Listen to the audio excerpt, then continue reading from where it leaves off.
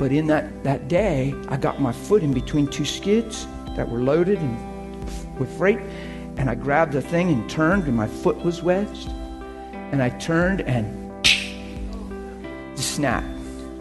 Well, I'm not saying this in a mean way. I'm not demeaning anyone. I'm not a crybaby kind of personality. I'm gentle with you, and I love you, and I'll smile all day with you. But I have a warrior kind of heart in me. Like, you're not the devil, and you're not infirmity and affliction. You're people, so I'm nice to you. Like, you're not my war, so I'll be sweet to you.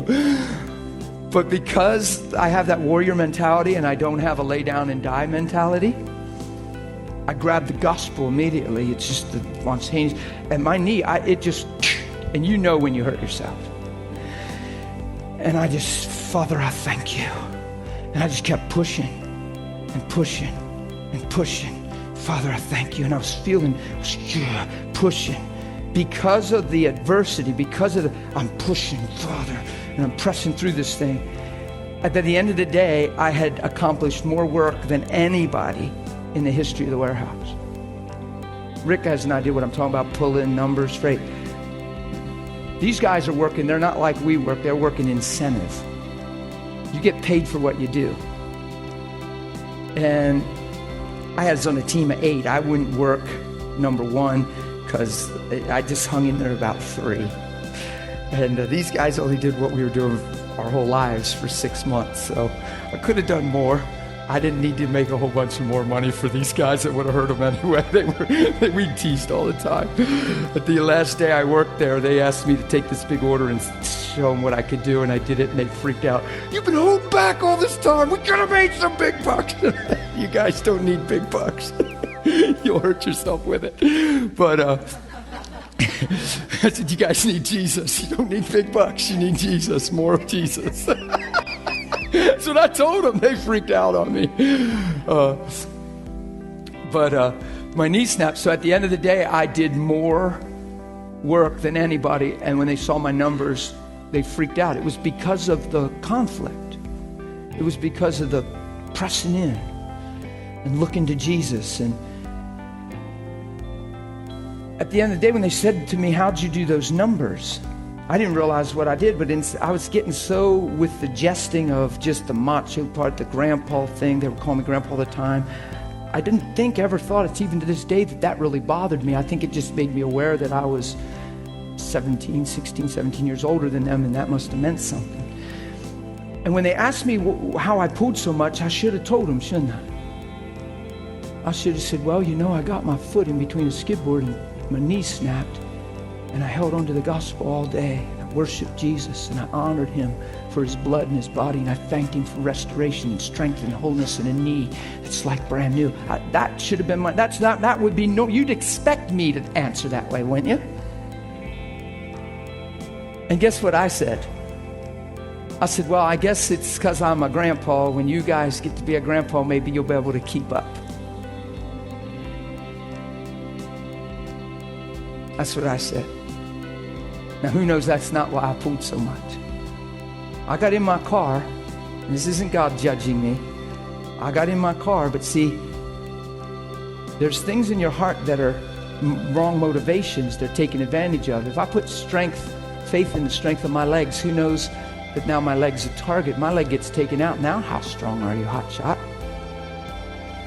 We're only as strong as we can be in our own strength, but with Jesus, it changes everything. But he has to get glory. He has to be the highlight, right? I get in my car, and I get home, and I get out of my car, and I can hardly walk.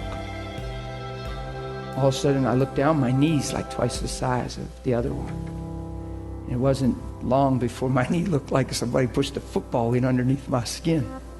I'd never seen a knee like it. It was bad. So I called my supervisor, and I told him what happened and why I pulled so much, and I explained the warfare and the praying, and he knew and understood. This is unheard of. He let me go all night. He didn't send me to anywhere. He said, you rest on it all night. Call me in the morning, because I said, please, I don't want to do workman's comp. Jesus is Lord. My knee will be fine. And I said, could you just give me time? And he gave me time. That's probably even illegal. I called him in the morning, was weeping. Because in the morning I was laying on my bed. And the Lord said, or on the couch, and I said, Lord, these guys, my heart was crying for the guys.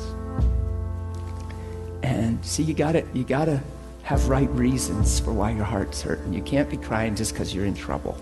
Can I be honest, guys? Come on, we're not just crying because we're in trouble. That can be such a zero. There's just a bigger picture. I want to grow in this thing. I want to manifest truth. I'm handing out tapes. I'm blessing people. I know first and foremost he heals me because he loves me. But now he's got me in a position where I'm manifesting stuff. And now I'm the one that's down. And it just, I'll be honest, it was grating on me because of what it might do to their young souls, their misunderstanding hearts. You follow me? So the reason I'm crying is because how they're going to handle this whole thing. It's not because I was hurting. I want to leave a good impression. I want to impact. And I'm laying there crying. And I said, Lord, I said, please give me wisdom. I said, I got to get up out of this situation. And I know you're a finished work. And I know I'm righteous in you. And I know, God, you've revealed these things yourself. And I thank you for this victory. I've got to get up out of this couch. And the Lord began to show me the pride in my heart and that it meant something to me to outwork those guys, that it really was important. And I'm bawling. You have no idea. I'm like, because I'm not waking up intentionally trying to do that. It was just the thing. It was a way that seemed right. And I'm bawling uncontrollably, and all of a sudden this light bulb kicks on. This is godly sorrow. If I could go back and change this, I would.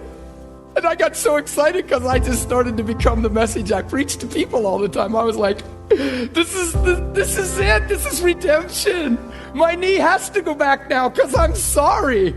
Now that I see it, I'll never do it again. Never. It's not even, now it's exposed. Yay, this is done. I stand up and I got a knee that looks like a football, right? I can't even use it. It's like, oh. Who's ever tore a knee or anything? I'm like, oh. You know what I'm saying? So I stand up and I'm so pumped. You guys would have thought I was loco. Everybody in the body of Christ probably would have thought I was loco in the next couple minutes. Because I stand up and I'm like, nobody's in the room. And I'm like, this is amazing. You fathered me. Thank you. Oh my goodness, God, I didn't even know that stuff was in my heart. Oh, God, if you forgive that and this came through that, this has to go now. Yay! I turned and smiled and looked at the steps and I just took off running. Ah! And I've gone up the steps. You have no idea. That's exactly what I did. I'm going up the steps going, oh, geez, oh! I get to the top and I'm going, that didn't go so well. So I reaffirmed redemption, I reaffirmed forgiveness, I reaffirmed repentance, and I made it back down the steps, and I thought, I just need to be in faith. Ah! And I did it again. And now my knee looked like a basketball. It was really bad. I probably hurt it so bad. Now I'm not sure what's going on. I'm in so much pain. I think I want to die. Now put yourself in my shoes. I don't honestly believe I have a lot of head knowledge. I believe I've got revelation. I've walked in things. So I understand that I'm right in the sight of God even right now at that moment. So now your mind, because of what you know and understand, your mind can be a detriment. Now it's like, then the why question wants to come. And then, but if, then how, then why, You know what we do? So I laid on the couch and I said, God, I don't know what's going on. I said, but I got to call Mike because he told me to call him by this time. And now I get pitiful. You don't want to hug me, Jen. I said, Anthony, can I just hug you? Yeah, I'll hug you. And he said, no, I'll hug you. Because I got pitiful. I started to cry. I know you love me. I know I'm forgiven.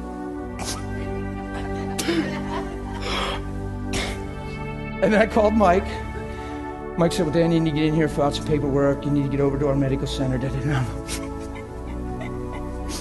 And the whole time my mind is trying to spin into the, you know what I mean? I go and they send me for an MRI. Took the MRI, and the whole time they're taking the MRI, the doctor checked me. The whole time they're checking me, they're telling me it's really bad. Major tear. Definitely surgery. The MRI will show. And I'm preaching the whole time, not trying to save face, I'm just keeping myself in faith. The lady puts me on the MRI thing, and she says, oh, this is a bad one. I'm righteous, I'm forgiven, I'm redeemed. This can't be happening. You know, you think this stuff. They took the MRI and I went home. I'm laying on my couch weeping. Sometimes you don't understand this stuff and you have to be careful to wrap too much belief around certain things, but sometimes it's neat how things work out. Because who knows, every time I'm in a situation like that, I have to believe redemption and righteousness. If I let too many other things become a belief system, I'll just keep pushing away true faith, waiting for things to pan out. So I'm very aggressive. That's why I ran up those steps twice. Now, I know you probably wouldn't have did that, and I know you probably wouldn't have suggested I do that. But I've done things like that in my life, and God just poof, right in the middle of the stepping. Getting it? So that's why, because I understand it's truth that makes me free. Like what's medically wrong with my knee, if it's a supernatural gospel, has nothing to do with the situation. What's physically wrong with me has nothing. Who God is and his will for me is what has to do with everything. That's what makes me run up the steps. Like, I don't care how intellectual, technical, medical background, how many medical schools you went to, that stuff can help in the physical and the natural to help and tend to people, but it's so on a different page than what I'm talking about, that what's wrong with my knee has nothing to do with nothing. The technicalities. You see what I'm saying? Who God is in the finished work. That's why I did that thing on the steps. Because I live that way. So I laid on the couch. The reason I'm sharing all this is because as we do this, I want you to see this has to become our reality. This isn't a tradition. It's not just a sentimental, it's not just a thing, well, I want to go to church that takes communion. Well, no, we want to receive the fruit and the truth and the blessing and the manifestation of communion. Communion, co-union with God. Come on. That's deep. The doctor told me how bad it was. I went home, I laid on the couch. Never forget this. You don't forget this kind of stuff. I'm laying on the couch. I got a knee that looks like well, you know, they stuck a needle in there. You'd have stuck it in the ham of a horse, I think it'd come out the other side. That needle was, it was big. It just looked that way to me. I said, what are you doing with that? I'm going to put that in your knee. What? It'll go through my knee. What do you mean you're going to put that in my knee? Just the tip of it would have went through my knee. I'm like, and he had this big beaker. It was hooked to catch all the, everybody ever have their knee drained? It looked like Mountain Dew. It was greenish yellow. It looked like Mountain Dew. It was crazy. I was like, my knee probably running up them steps twice didn't help me, because it was this big. He went, poof, he stuck that thing in there. He said, you won't feel this. We do this all the time. You won't feel this. He lied to me. I hope he repented since then, because I found in Revelations liars don't make out well. He said, this won't hurt very much. Oh! I screamed. I screamed. Oh! And when he pulled back that thing, it was just... And my knee was draining, and I'm like, oh. And as soon as it drained, it seemed like it filled right back up. I said, look, let's just forget this drain thing. Well, I wanted to get some pressure off of it. I thought, okay. I had so much pressure. I got home, my knee's as big as it was. It was bad. Now, you know, when you're in that situation, it's not fun. And sometimes you're just like, God, you got to heal me because of what I'm going through. It's just deeper than that. It's just more awesome than that. I go home and laid on my couch, tears in my eyes. I said, well, Father, I understand your word. I don't totally know what's going on right now, I admit it. But I put my trust in you. Rubber's meeting the road here. I'm on a time frame. but it's a finished work and you love me. And this thing you exposed that was in my heart, motivate me, will never be found in me again. You have cleaned me forever of that deception. And I just put my eyes on you and fix my eyes on you, and I thank you, and I just begin to pray.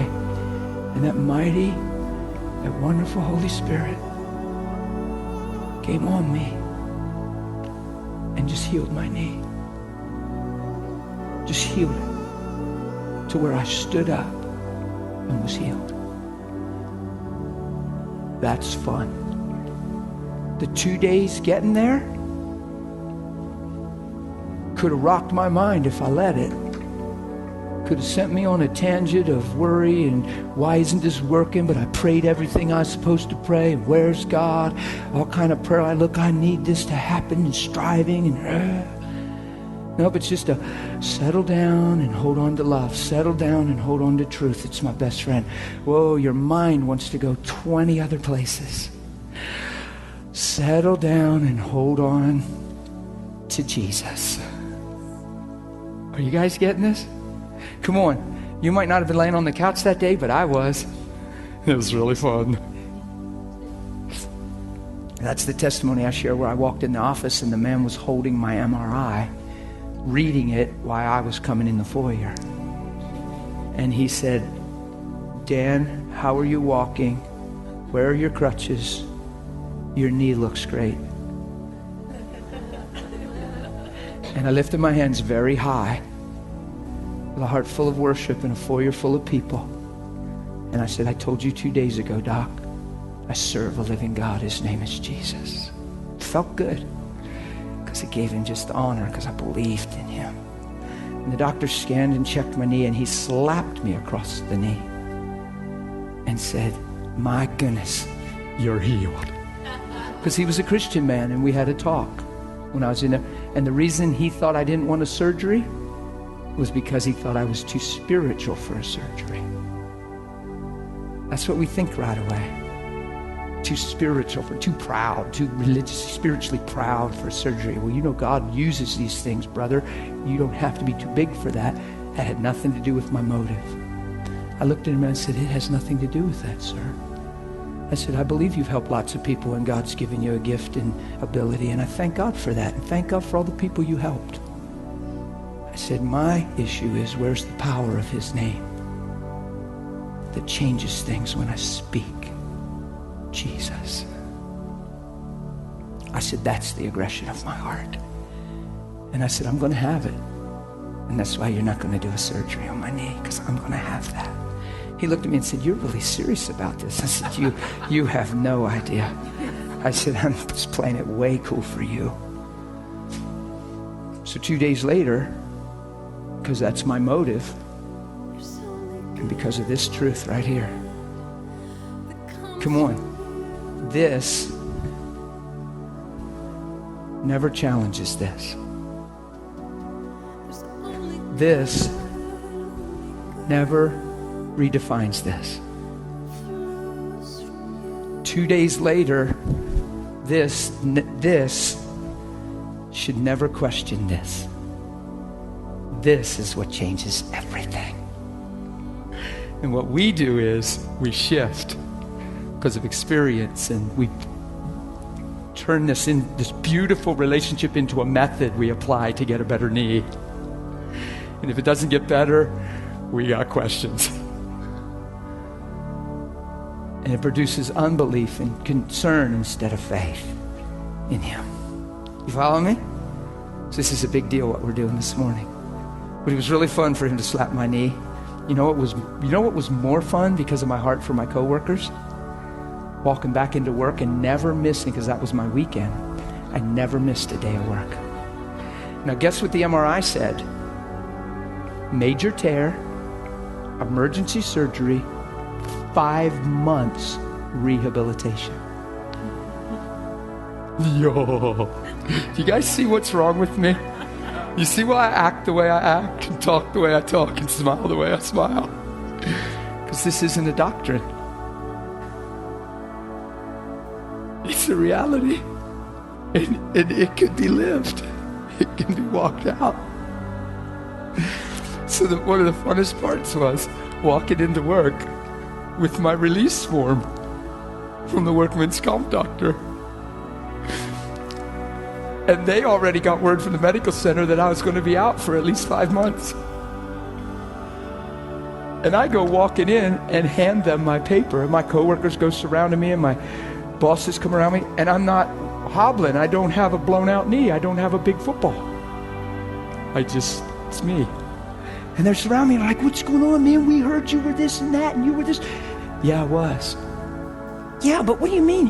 Yeah, but they said you were going to be out. Yeah, that's what they thought. But they said your knee was like, Mike said he looked in the car, he said, Dan's going to be out a long time. His knee was like this. I said, it was. And they're like, but what? And I said, guys, that's what I've been telling you all along. I had 8 guys in a circle around me. My teammates, 7 of them, plus the supervisor on the ship. And I ministered the truth of the gospel. And a minute into it, 2 minutes into, one guy said, you really do believe this stuff, don't you? And I took a step back and I said, you better believe it. And he went, wow. Isn't that cool?